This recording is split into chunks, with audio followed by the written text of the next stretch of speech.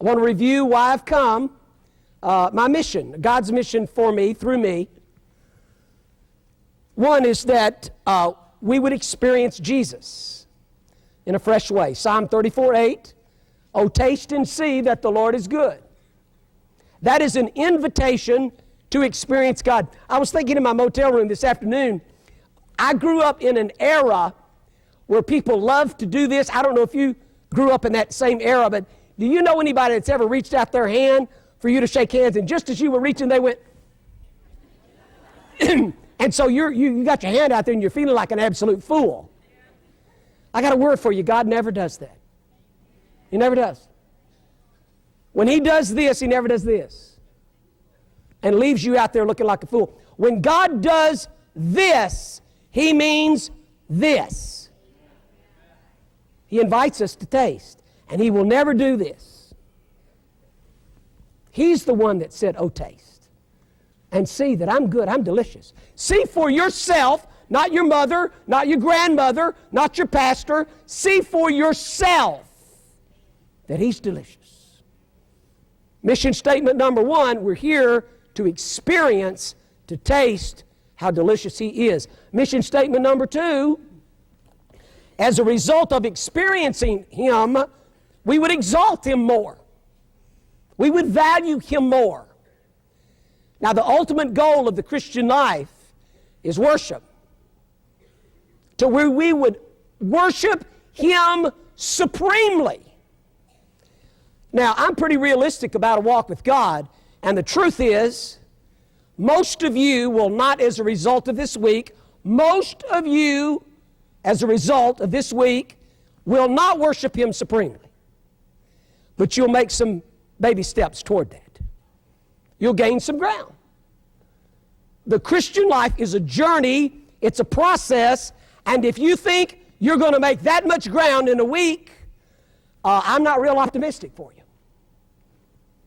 I think worshiping God supremely, when we can sing songs like that and mean it, nothing compares, nothing, to the promise I have in you. That's a lifelong pursuit, ladies and gentlemen. For it to be authentic, we can make noise about it. But for a lot of us, we value other things more than we value God. That's just the truth of the matter.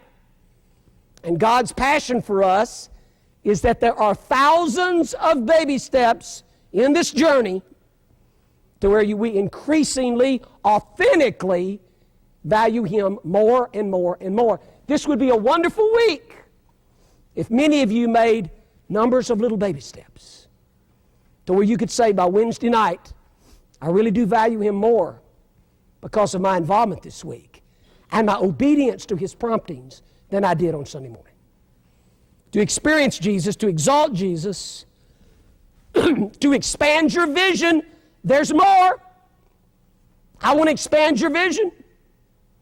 I was thinking about this in the motel room this afternoon. Imagine if the only thing you knew about baseball was your backyard.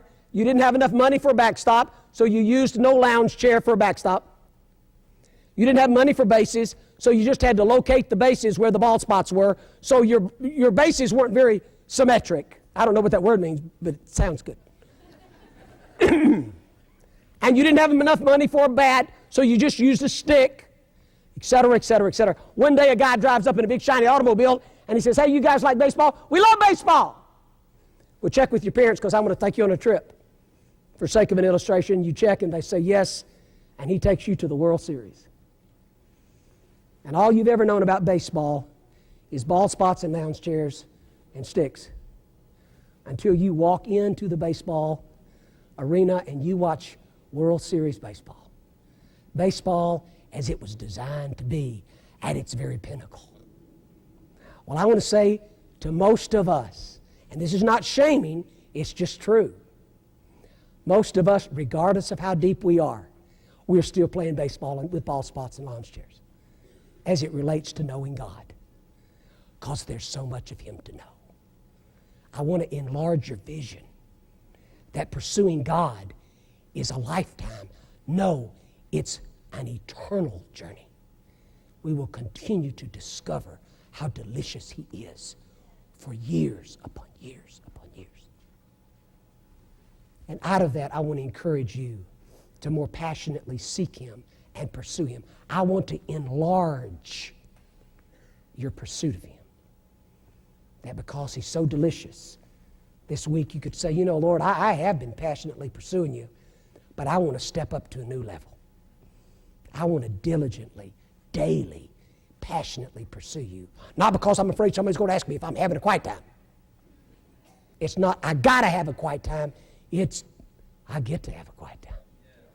I get to. Because I'm pursuing You. I'm thirsty for You like a little deer is for the water brooks. It's a want to, it ain't a have to. And you know, people in the world, they don't know what to do with somebody like that. They understand all this law stuff. Well, I got to go to church. Well, they get that. They don't know what in the fat to do with someone that delights themselves in the Lord. They just go, I don't get it. I understand this duty thing. I don't get this delight thing. And of course, that's because they've known Christians who as adolescents said, well, you know, I'd like to sleep around, I'd like to get drunk, but I'm a Christian. And I can't. Translated, I can't do what I want to do. And you know, they do feel something about that. They feel like, well, poor thing. I'm so sorry you became a Christian. Sounds like a bummer to me. But I tell you, when they meet people who, when they're invited to get laid or get drunk, and they say, well, listen, thanks for inviting me to the party, but you know what? I am so full, I don't need to drink from that kind of muddy water fountain. I'm just so full, I don't need that. But listen, thanks for inviting me. But I'm so full, I don't need that. That is the kind of person they scratch their head with and go, hello. And that's the kind of generation God's raising up, of people who delight themselves in the Lord. Why? Because He's delicious. Well, that's why I've come. Well, Wednesday night, let's figure out if we got there. Let's evaluate. If we didn't get there, then we didn't get there. And if we did, we did. My theme this week is cut to the core, rediscovering and embracing the fundamentals. Going back to the practice field, Lou Holtz said when he had 4 weeks to prepare for their big game. The way to go deeper is always through the basics, not around them. Did you hear that? That was an audience participation question. Did you hear that? Okay. Quit looking at me like a deer caught in headlights.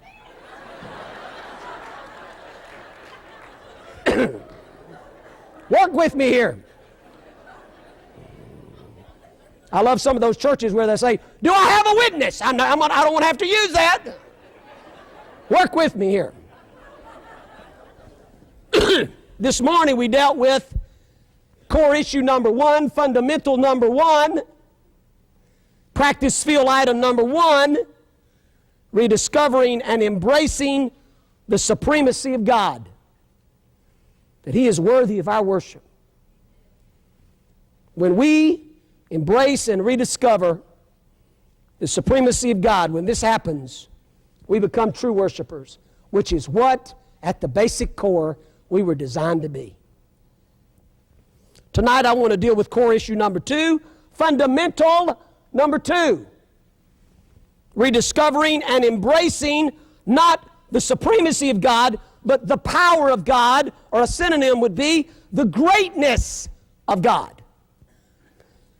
David Guyon and I, we fish together every May, which I won't go into, but David said something over a greasy hamburger when we were talking that impacted me, and he just made the comment. He said, you know, what God is doing in this time zone, in this season in which we live, He's raising up believers.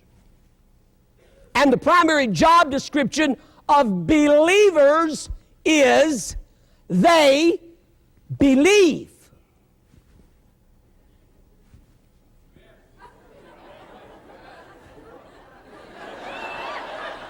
Okay.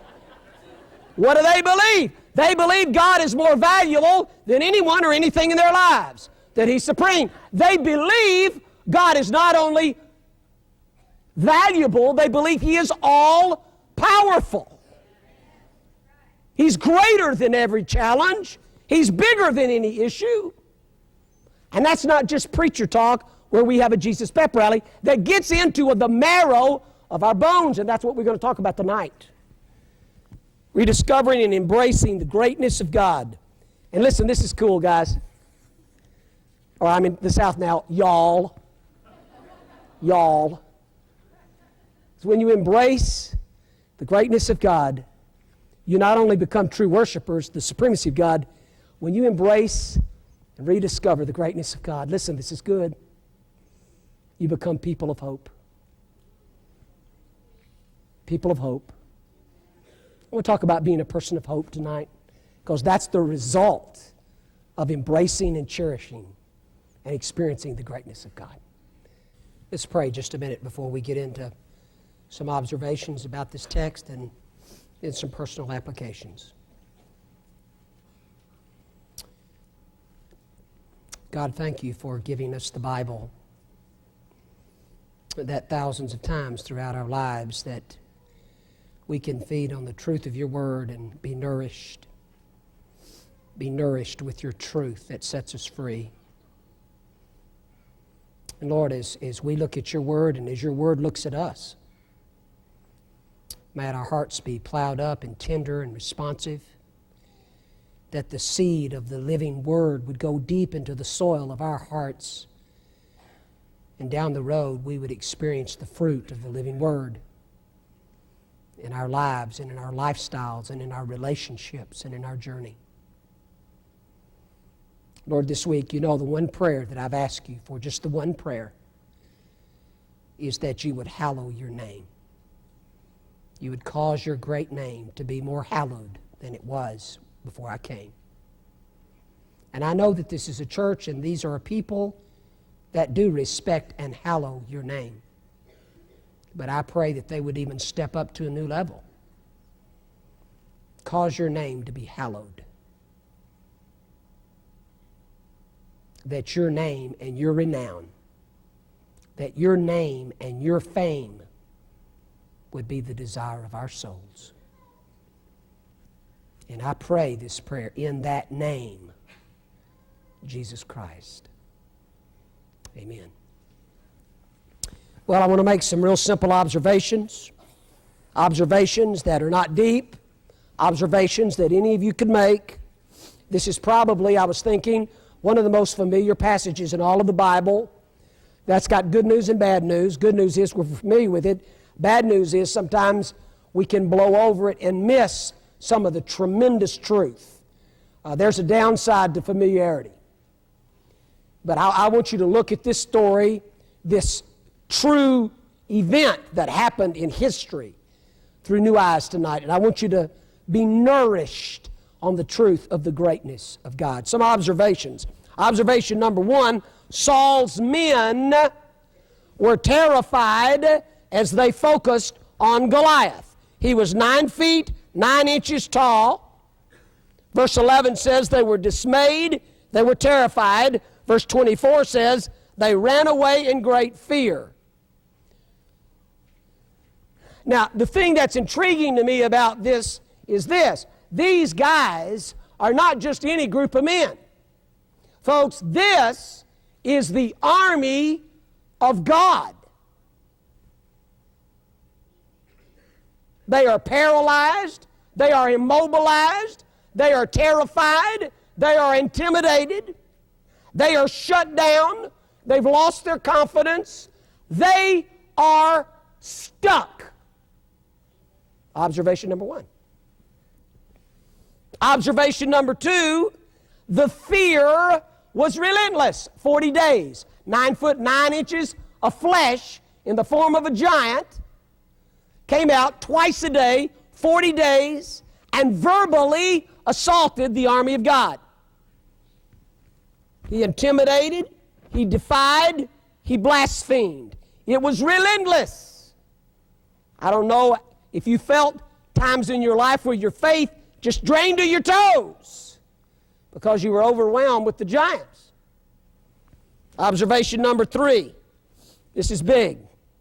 This is from the text. This relentless fear caused them to lose hope. If you would have walked in the army's camp that day when David arrived, you would have smelled something. You would have smelled something. It was the smell of despair. You ever smell that smell? I've walked into homes before and smelled it. I've talked with parents when their kids ran away and I smelled it.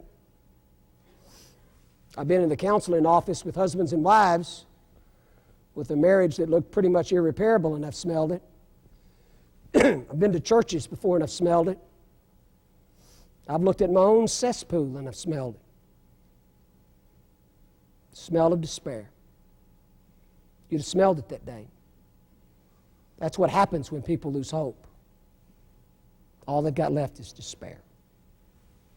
Observation number 4. David arrives on the scene with hope. Don't you love this guy? I love this critter. I really do. He knew, he was not stupid. He knew that that Goliath was bigger than he was. Folks, this is not a stupid kid. Goliath was 9 feet, 9 inches tall. I don't know how old David was. He was a pretty young boy. I don't know how tall he was, but he was not stupid. He believed, in a sense, the same thing the army of God did. When he looked at this guy, he was not deluded. This guy is bigger than me. Well, duh.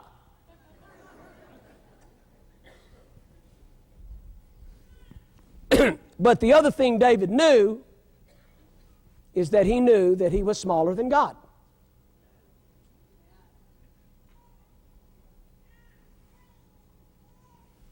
Verse 26, who is this uncircumcised Philistine that he should deny the armies of the living God? If you don't know what the word uncircumcised means, ask your youth pastor.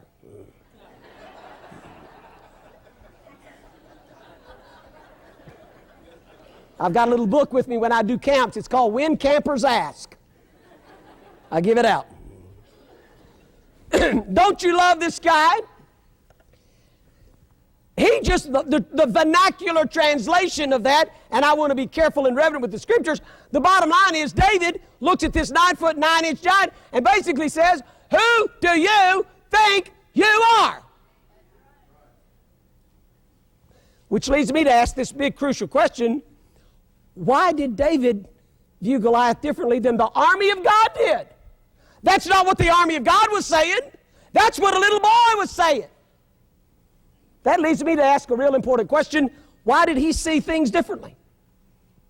What different pair of glasses did David have that he looked at life through than the army of God, adult men, leaders of Israel?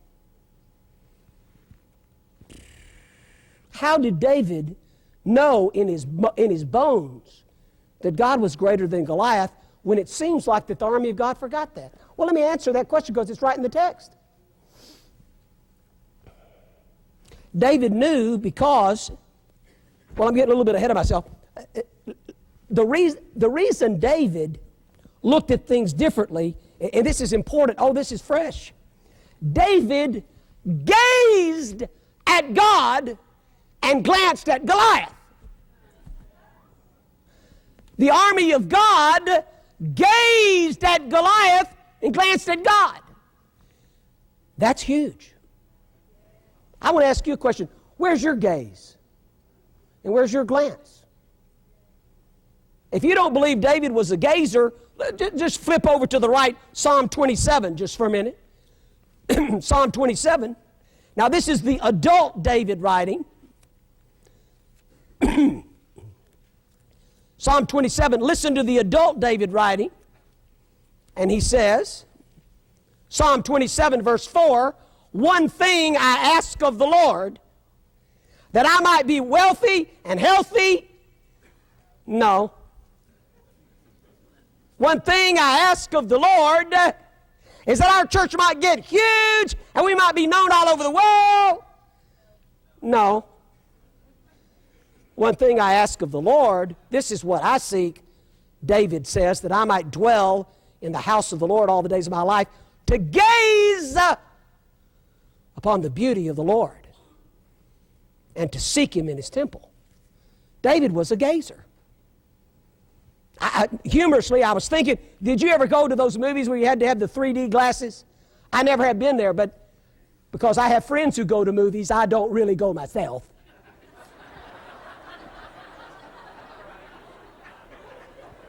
They tell me about them. But I never have been to a 3D movie, but you put the glasses on, I think I get the picture, you see the 3D. Well, David didn't have 3D glasses, he had 3G glasses. He looked through the greatness of God, the glory of God, the goodness of God. He had 3G glasses. He looked at life differently than a whole nation did. Well, the question is why? Why did he look at life differently? Because he had a personal history of the greatness of God, and by that I mean there were times he had seen God flex His muscles before. It started with a lion, and then a bear, and then a giant. God doesn't always start us with giants. Aren't you glad? There's a principle of progression. You don't ask your 3-year-old to bench press 350 pounds. And if you do, you're not a very compassionate parent. There's a principle of progression in the Christian life. Thank God He lets us watch Him flex His muscles against lions and bears before giants. And you know what David just knew? Well, God took down this lion. God took down this bear. And I got a word for you, Mr. Uncircumcised Philistine. You're going to be just like one of those, and I need to announce to you, you're going down too. And that just wasn't religious gobbledygook, folks. He knew it in his bones. Because he had tasted the greatness of God. Observation, well, this is good. The greatness of God produces great hope. And great hope inspires great courage. And great courage enables us to take great risk. If you don't have a lot of hope, it's because you've probably got a shriveled vision of the greatness of God. If you don't have a lot of courage, it's probably because you don't have a lot of great hope. If you're unwilling to take risk, it all goes back to the greatness of God. Observation number 4, there's always resistance. Here's the bad news. There's always resistance to a person of hope. You ever been smelling the smell of despair and someone with hope walked right into your despair? That's not always a welcome thing. A lot of times it is. Sometimes it isn't. Because we're just all enmeshed in despair and we don't want anybody walking in with hope.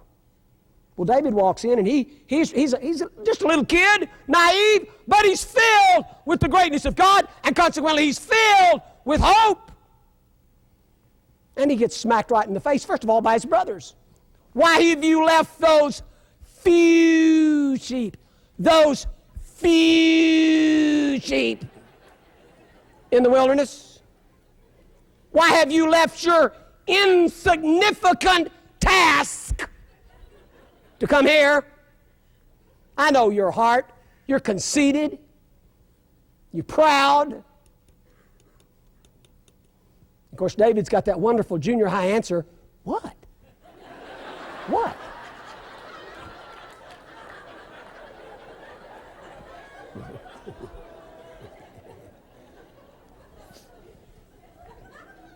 He got resistance from his family. Listen to me. You know, for some of you, you get incredible resistance from your family. But when God starts stirring up hope, you go home and that's all it takes. Boy, you just bump into their despair and their negativism and their cynicism. They don't like you coming home hopeful. They're married to their despair. Well, not only did Was he resisted by his family? He was resisted by the king. Hey, I got a word for you, David. Appreciate your heart, but this guy's been a warrior from his youth. You're just a kid. And the subliminal message is, sit down, shut up. You can't make a difference in this situation. Now, I know Samuel was the primary spiritual leader at this time, but I'll tell you what, Saul was a spiritual leader too. God raised up Saul when he was little in his own eyes.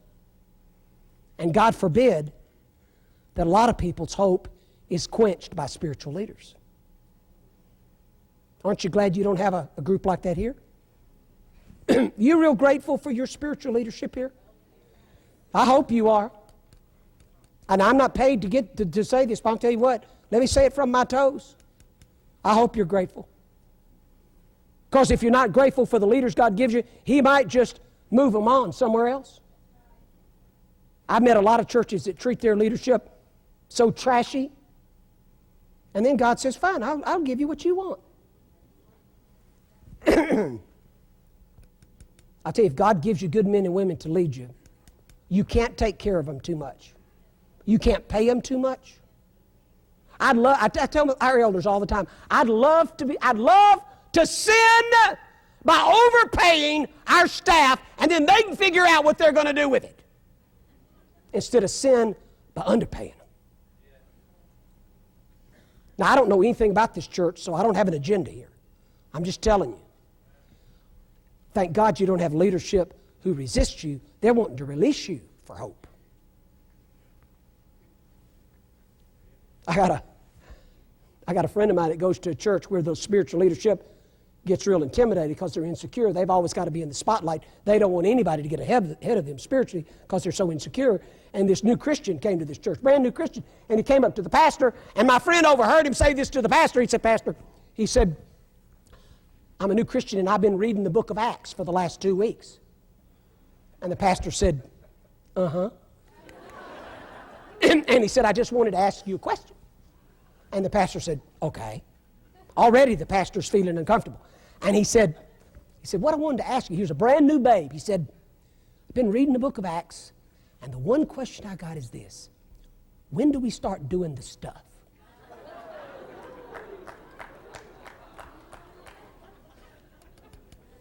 And you know what the pastor's bottom line, after all the stuff was cleared and all the religious cliches was peeled back? Here was the answer. We don't do the stuff, we just talk about the stuff. We don't do the works of Jesus, we just sit around and talk about them. He didn't say this, but my take on that was, Jesus is the great I was. He's not the great I am in our church. People of hope, don't be naive. You just get resisted by your family, sometimes by your spiritual leaders, and thirdly, by the enemy. I mean, obviously, the voice of Satan through Goliath said, hey, you're going down, and I'm going to just strip your flesh off and feed you to the birds. You start getting a vision of the greatness of God. If you think Satan's just going to sit back and say, oh, well, he's not. He's not.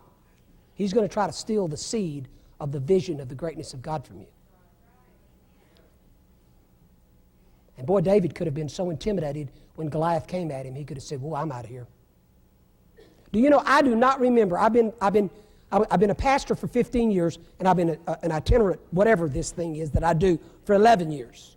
That's 26 years. And I do not remember one time in the last years that I've gone out to speak at a church or a camp or a retreat where I've not heard the voices say to me, nobody will listen, you're wasting your time, you're wasting your life, this is stupid, your lifespan is limited, you're going to spend precious time away from your wife. With a limited lifespan, you need to be spending more time with your wife. All the voices. You're going to waste your time, you're going to waste your life. Yeah, you may be prepared, but the people listening aren't. Yeah, they might get a few Jesus bumps, but they'll be the same in 2 weeks. Hear all those voices. And I've gotten to where I just say to the enemy, well, let's see.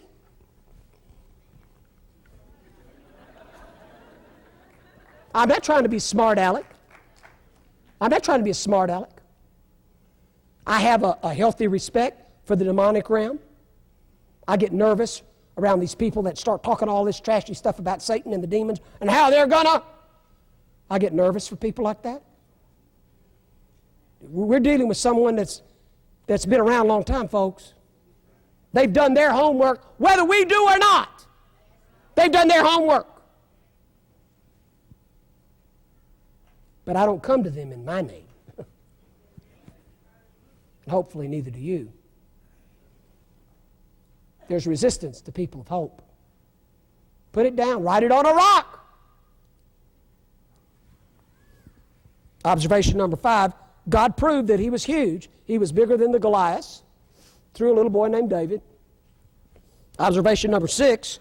David's hope and courage inspired other people to join him. When the giant went down, and sure enough, God fulfilled his word, all of a sudden the army of God found new life. Because one little boy walked into the playing field with a vision of the greatness of God. Does that encourage you? You're going to hear me say over and over and over and over this week, I don't believe it takes as many as we've been thinking. I really don't. I really don't. When I go do meetings now, I don't care who shows up. I really don't. And I don't say that flippantly. If God will just give us a core of the remnant, I'm real okay just to fill this little section here. If out of that core, if out of that remnant, God raises up a few Shadrach, Meshach, and Abednegos, a few Daniels, and a few Davids. That's fine with me. Time well spent. Time well spent. I don't feel any pressure to put in my newsletters, thousands have responded.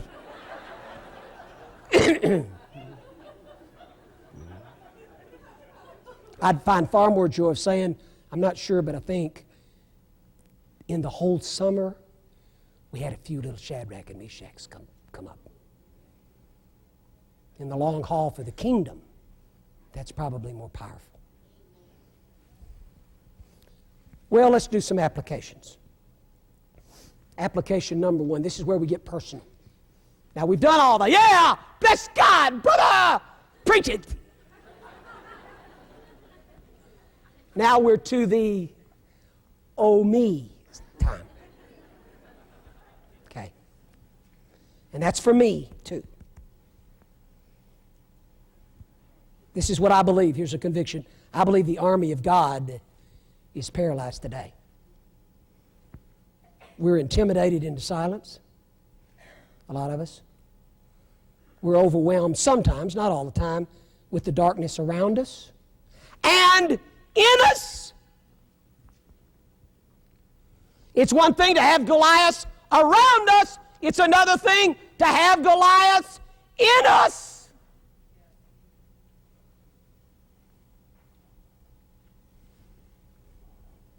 We don't move in the authority and the confidence that God wants us to move in. And folks, I'm talking out of deep humility moving in that. I get nervous when I smell pride along with that. That's an oxymoron, like heavy feathers. Authority and power come to people of humility. You smell someone that's proud, they ain't got authority. They got a lot of hot air, but they don't have authority. I don't know about you folks, but I'm just trying to be honest. I'm just trying to be authentic. It doesn't look like we're winning to me. Does it to you? When I walk down the streets of where are we? San Antonio. Started to say San Diego. I traveled so much I have to call the front desk, and honestly, I'm not kidding you, I ask the person when I get up early in the morning, where am I? She thinks I've been drinking. Lady, I hadn't been drinking. I don't know where I am. Help me!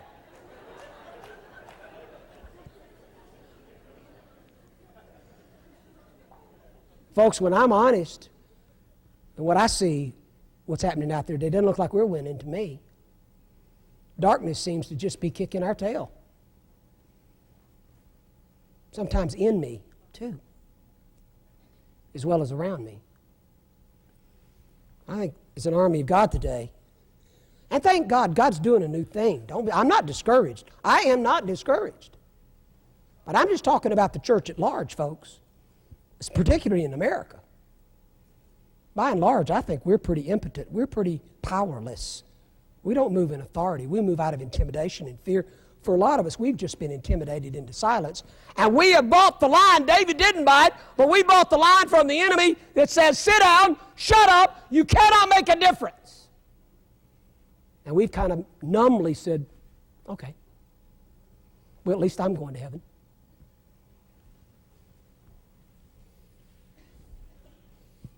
Application number 2, and this will be one of the most important things I say all week.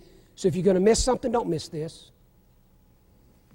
I want you to understand the motive behind the miracle in this text, because it will always be the motive behind any miracle that you experience. There was a miracle in 1 Samuel 17. A giant went down through the sling of a boy. But here was the motive behind the miracle. It was what freed God up to move in power. This is so important, and I don't think we get this, and we need to get it. The motive behind a miracle from God is always that God's name would be hallowed. Notice what David said. I underlined it again. In 1 Samuel 17, verse 46, today I will give the carcasses of the Philistine army to the birds of the air and the beasts of the earth, that the whole world will someday read about me and what a great guy I was. Wrong.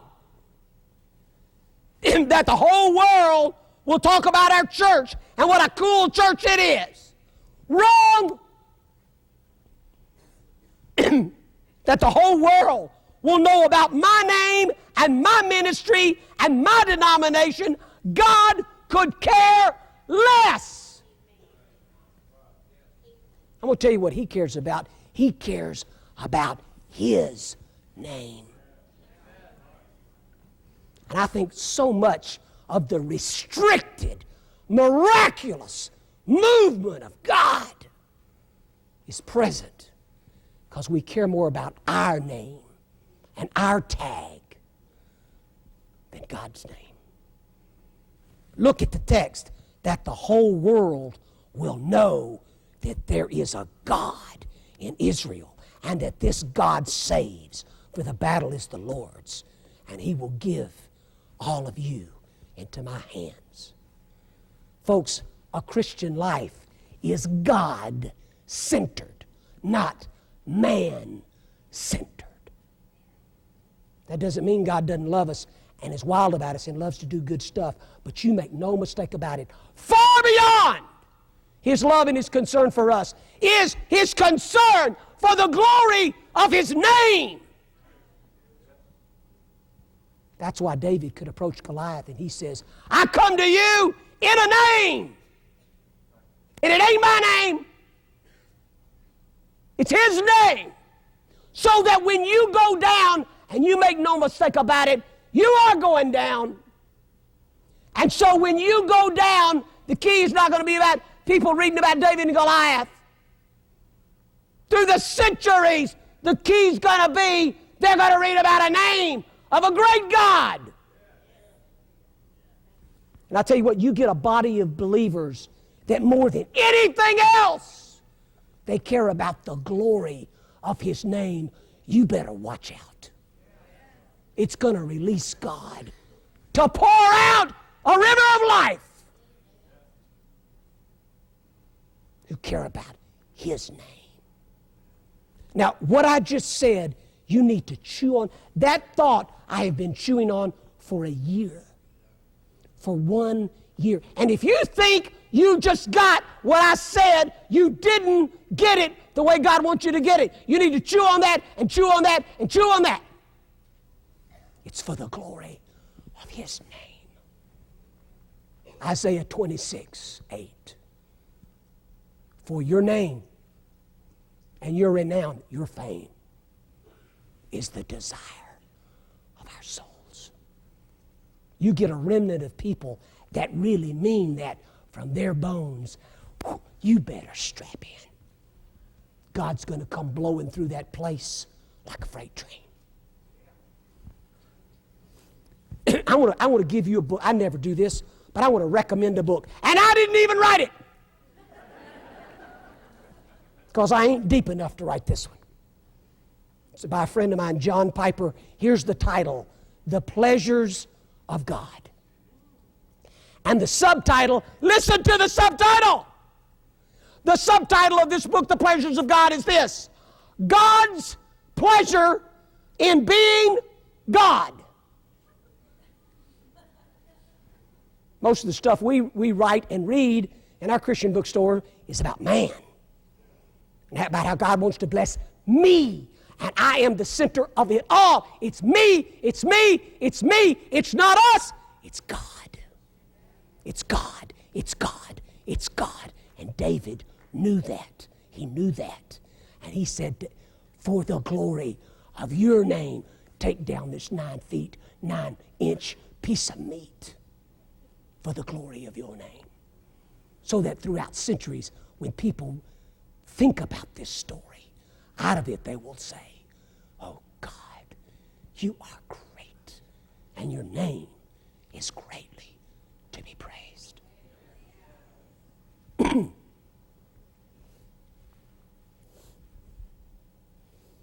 Application number 3. We need a fresh vision of the greatness of God. I need a great vision, a new vision of the greatness of God. Because out of that vision of God's greatness, out of that revelation of God's greatness, will come great hope. Can I ask you a question? Are you a person of hope? When people get around your life, they smell stuff. And I'm not trying to be crude. I'm not talking about on the natural realm. On the spiritual, do you know they smell stuff about us? Is one of the things that people smell about you and me hope? That's part of the aroma of Christ. When we walk into our everyday, whether it's a mechanic or whether it's pumping gas or whether it's VP of a huge insurance company, when we walk into a room, people go, and that's not just about cologne, folks, perfume. That's about our personhood. You know what? If you're a person of despair, I want to appeal to you. Ask God for a vision of His greatness. So that in this next year, you know what? Honestly, with authenticity, you could become a person of hope. Because I want to tell you what, folks, tonight when this is over and on Monday morning when you go out into San Antonio, there's a smell of despair out there, folks. There's a smell of despair.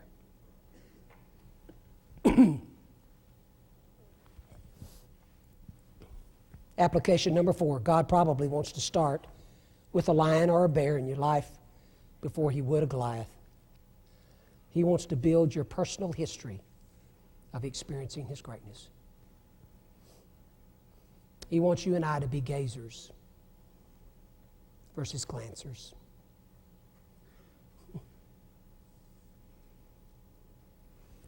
Well, this is where the bottom line, the rubber hits the road right now. I want to ask you some questions.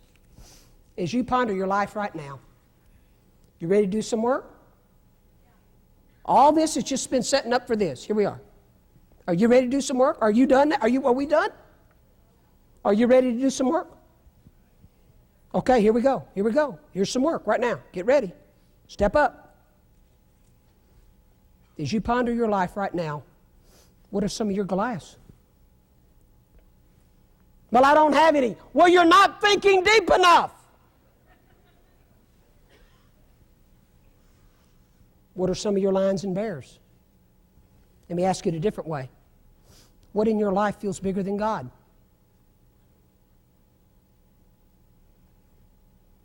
What causes you right now as you sit in your pew or your chair, what causes you to lose hope? Let me ask it a different way. What relentlessly assaults you? What's the primary voice of despair that comes at you that you hear? Where do you smell despair when you look at your life? Well, nowhere, David. I'm just praising the Lord. I don't believe you. Maybe it's a personal Goliath. Maybe it's a sin you can't control. You ever had a sin that you can't control? A different way of asking that question. Have you got anything in your life where you've lost your no? You say, I'm never going to do that again, and you wake up and you've done it. That's called an addiction. You've lost your no. I'm feeling real down, and I'm not going to go to the mall to feel better and alter my mood by buying something, and about an hour later, you've already bought it. I'm going to alter my mood, so I'm going to do something sexual to feel better. Okay, I'm not going to do it, and I do it. That's called a sexual addiction. Let's just say it out loud.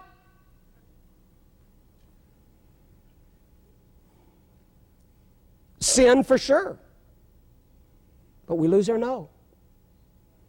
And when you lose your no, that's a besetting sin.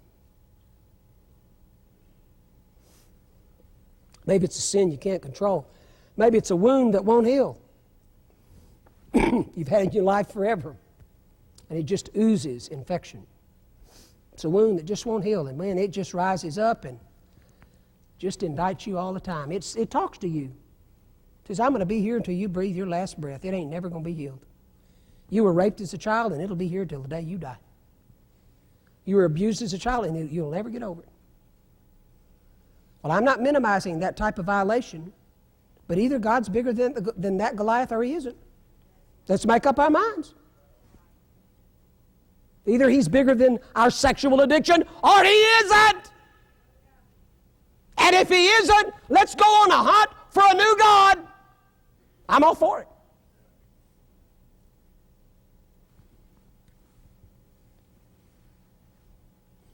Maybe it's guilt that won't budge. You just dragging that guilt around. Man, you've talked and you've thought about it. You just won't budge. It's just there every day. It indicts you every day. Look what you did when you were 14. Look what you did when you were 19. Look what you did last night. It won't budge. It's a lion, it's a bear, it's a Goliath. Maybe it's self-hatred. You look at the mirror and you say, you're such an absolute failure. I hate you. You know, I meet very, very few Christians who feel good about themselves. And all this talk about God loving me is just a bunch of religious cliche. Because when you peel it all back, we just hate ourselves because we're such miserable failures. And the bottom line is, we feel that way about us because we believe our own press. We are miserable failures. Hello? My question is, what does that have to do with anything?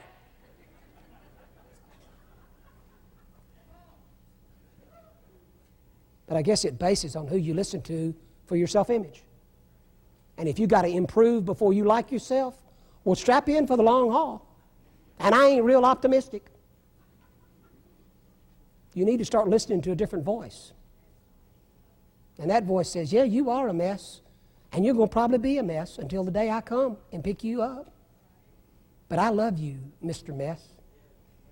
I love you, Miss Mess. So why don't you just relax?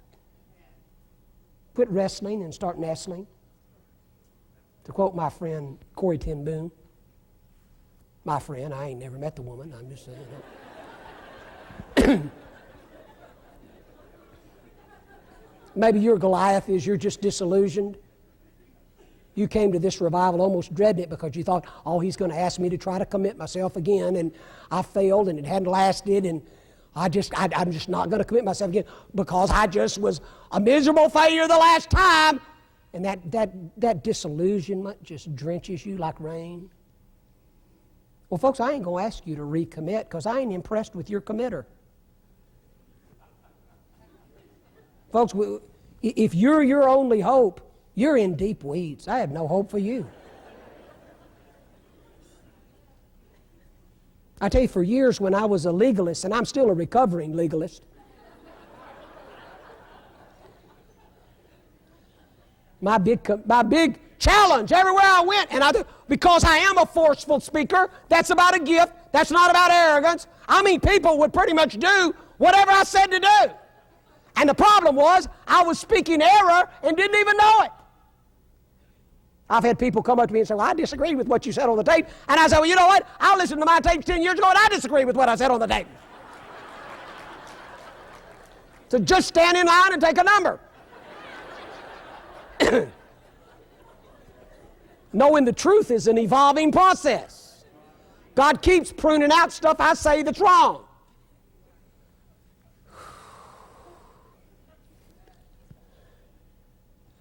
But I used to go, and the message I would give is commitment. Be committed. Commitment's important, but folks, the only reason you and I are able to be committed is because He's committed to us. See, that's the good news of the gospel. The good news of the gospel is not that I'm committed to Him. The good news of the gospel is that He is committed to me. The good news of the gospel is not that I'm at peace with God, even though I might be. The good news of the gospel is that He is at peace with me. The good news of the gospel is not that I am for God. The good news of the gospel is that He is for me. That's good news. I'm for Him too, but so what?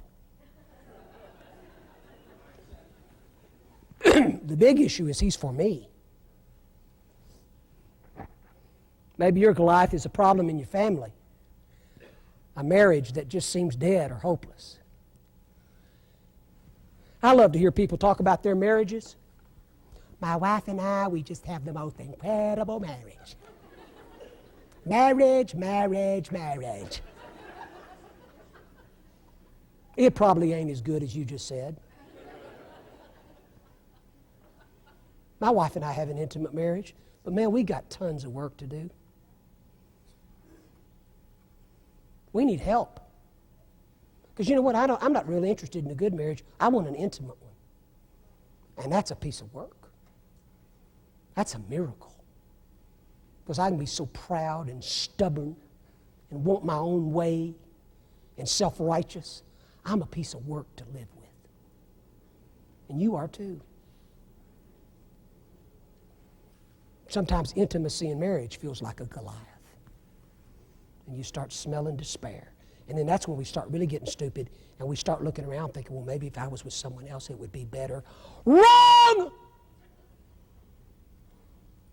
Just plan on doubling your trouble.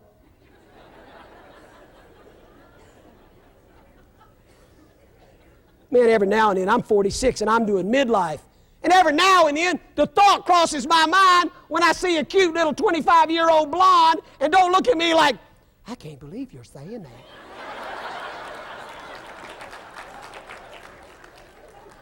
And that lasts about a nanosecond, and I go,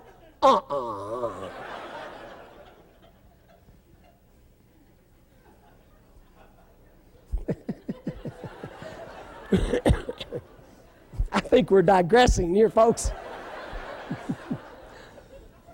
We're about to close. You got any personal Goliaths? Maybe you got some ministry Goliaths. There's all kinds of Goliaths. Do you know for some of you, maybe 1997, 98 is you need to really be serious about pursuing a ministry. Do you know your vocation is different than your calling? Get a job to pay the bills, but that's not God's call on your life, for goodness sakes. Pump gas to pay your bills, but your call is to be a servant of the Lord Jesus Christ. Do whatever you got to do to pay your bills. But don't let that be your calling. Your calling is to be a servant of Jesus Christ. And for some of you, you're really timid of just saying, I'm not adequate to have a ministry. Well, bingo. Hello. You think I feel adequate to do this? Then you don't know me. It's not about your adequacy. It's about saying, God, I'm tired of sitting in the pew. I want to get out of the bleachers of being a spectator. I want to get on the playing field. I don't want to live my life vicariously through David Walker or David Guyon or Billy Hobbs. I want to be a pastor. I want to be a shepherd. I want to be a servant. And maybe that starts out by passing offering plates, which is a noble, honorable thing. And maybe it's picking up church bulletins. Do you know what Michael Singletary today is doing at Willow Creek? He's emptying trash cans. He was the starting linebacker for the Chicago Bears forever. And now he's retired. And he empties trash cans around Willow Creek. You know why? Because he believes in the mission of the church. And yet some of us, if we're not careful, we can be parasites in the body. And we take, and we take, and we take. I'm going to be talking about that Wednesday night. Doesn't that sound like you want to be a part of that?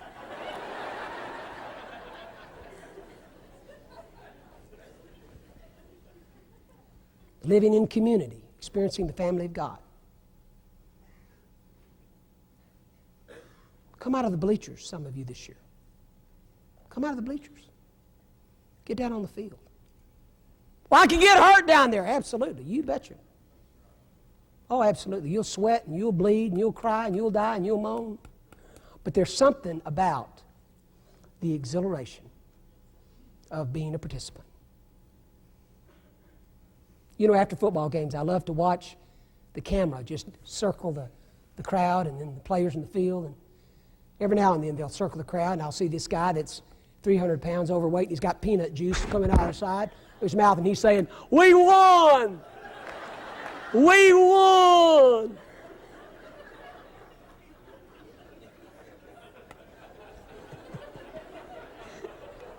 And then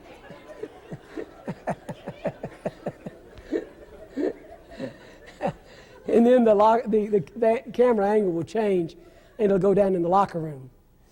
And he'll be interviewing the players, and boy, I see blood and sweat and grime and exhaustion and fatigue and sometimes defeat, but sometimes victory. And I'll tell you, when they say those two words, "We won," it's different than the spectator in the bleacher. Some of you need to get on the playing field this year. You've been a taker long enough. And for me to say that, you feel like a Goliath sitting right in the middle of your lap. I want you to bow your heads with me tonight.